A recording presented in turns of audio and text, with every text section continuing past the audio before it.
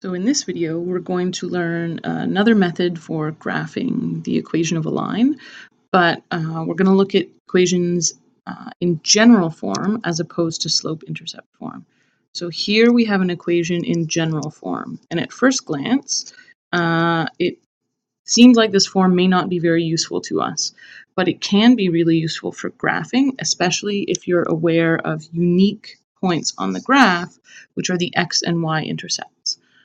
So what we need to remember about the intercepts is that they're defined very specifically. So the x-intercept is the point where the line crosses the x-axis. So it actually intersects or intercepts the x-axis. And so the coordinates of this line will have some value of x, and that varies depending on the equation you're graphing.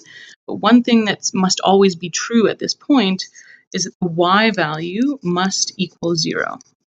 And that's because the point lies somewhere on the x-axis. So there is no value, or the value of y there is equal to 0. And we're familiar with the y-intercept from our experience graphing lines in slope-intercept form. And this is just kind of the opposite. So this is where the line crosses at the y-axis, and the coordinates of this point will be some value for y, but the value for x must be 0. So we can use these facts to our advantage when graphing something in general form. So when we're using the general form to find the x-intercept, we can simply sub in y equals 0 because we know this must be true at that point, and we can solve for x. So in the equation we're given, where we have 3x plus 6y equals 12, we can substitute 0 for y, so replace the y variable with 0, and solve for x. So 6 times 0 is 0, which means we're left with 3x equals 12. And if we divide both sides by 3, 3 divided by 3 is 1, so 1x, or just x, is equal to 4.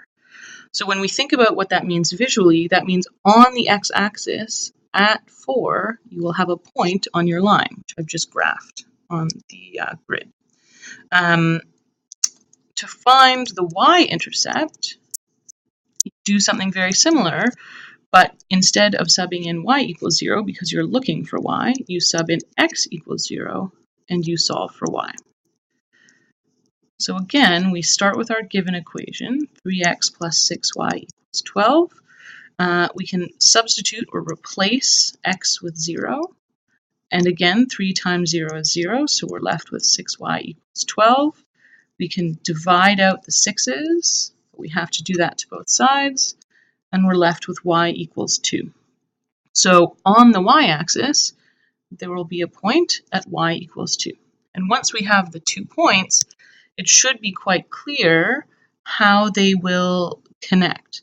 So then we're going to attempt to draw a line that passes through the points.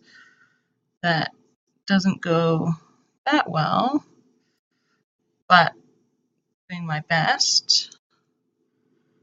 So we try and move the line just to make it match. Still not doing that well. There we go.